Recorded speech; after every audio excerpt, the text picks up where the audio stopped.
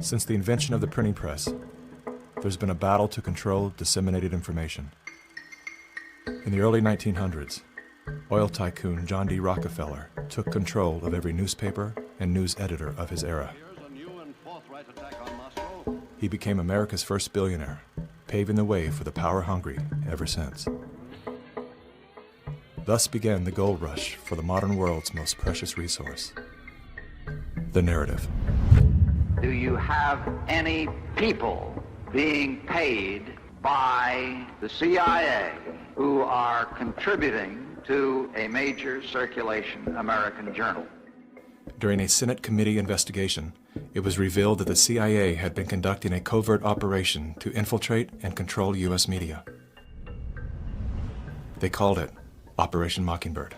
We do have people who submit pieces to American journals. Do you have any people paid by the CIA who are working for television networks? This, I think, gets into the kind of details, Mr. Chairman, that I'd like to get into in executive session. Over 3,000 CIA contracted and trained operatives were placed in key positions within top media outlets. Posing as editors and journalists, these well-paid actors never dared to question the effect of their lies on the world beyond their cozy studio. How often does the CIA manipulate the media in this way? It goes beyond your wildest imagination. Setting up student organizations so they could draw radical students in. 5,000 university professors co-opted to help the CIA manipulate people's minds. Journalists in the U.S., including big-name journalists, co-opted to function routinely to help the CIA put out stories and biases to the world. As this 1952 CIA memo says, the aim is controlling an individual to the point where he will do our bidding against his will. It's a great brainwashing process to change the perception of reality of every American to such an extent no one is able to come to sensible conclusions in the interests of defending themselves, their families, their community, and their country. Would you say that continues today? Well, I would think probably for a reporter it would continue today, but because of all of the revelations, I think you've got to be much more careful about it. So how do we know that Operation Mockingbird still isn't in effect? Well, we don't. It was the Telecommunications Act of 1996 that opened the door for predatory corporations to monopolize the industries of print and broadcast. This bill protects consumers against monopolies. It guarantees the diversity of voices. Today, a handful of corporate empires own and control the vast majority of everything you read, hear, and watch.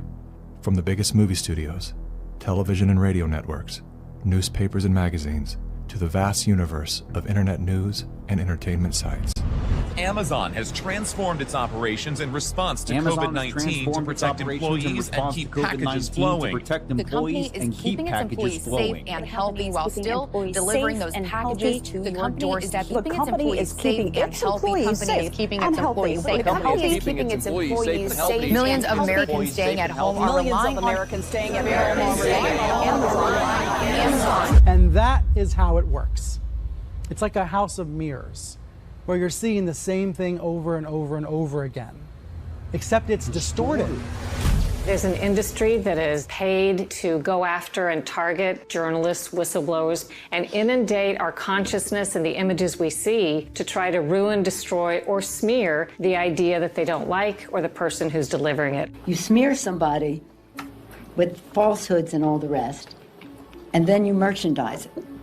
And then you write it, and they'll say, see, it's reported in the press, so they have that validation that the press reported the smear, and then it's called the wrap-up smear. Now I'm going to merchandise the press's report on the smear that we made. And it's a tactic. News personalities are not the only high-paid actors to serve the propaganda machine. Most late-night talk shows are owned by the same corporate overlords and thus follow the same script, only laced with a laugh. Our main story tonight concerns conspiracy theories. Last Week Tonight with John Oliver featured a skit entitled Coronavirus Conspiracy Theories. It's like the claim that the moon landing was faked. First thing to note here is that Mr. Oliver opens with commentary about conspiracy theories that are completely unrelated to coronavirus. This is a standard tactic used by propagandists to set a tone so that anything that follows will be seen through the lens of absurdity. Plandemic, a pseudo-documentary filled with a hodgepodge of conspiracy theories. Mr. Oliver then does his best to debunk Dr. Judy's claim that she was arrested but never charged with a crime. She was absolutely criminally charged. This was not an oversight, but a blatant lie. Prior to the taping of this episode, Mr. Oliver had the official arrest documents that clearly prove that Dr. Judy was never charged with a crime. Mr. Oliver then attempts to debunk the idea that a beach, aka nature, holds any value in boosting our body's natural immune system. Instead of challenging the point with science, he kills it with a smear. Everything that you just said is insane. Television is not the truth. We deal in illusions, man. None of it is true. But you people sit there day after day, night after night, all ages, colors, creeds. We're all you know. You're beginning to believe the illusions we're spinning here. You're beginning to think that the tube is reality and that your own lives are unreal. This is mass madness, you maniacs. In God's name, you people are the real thing. We are the illusion. So turn off your television sets. Turn them off now.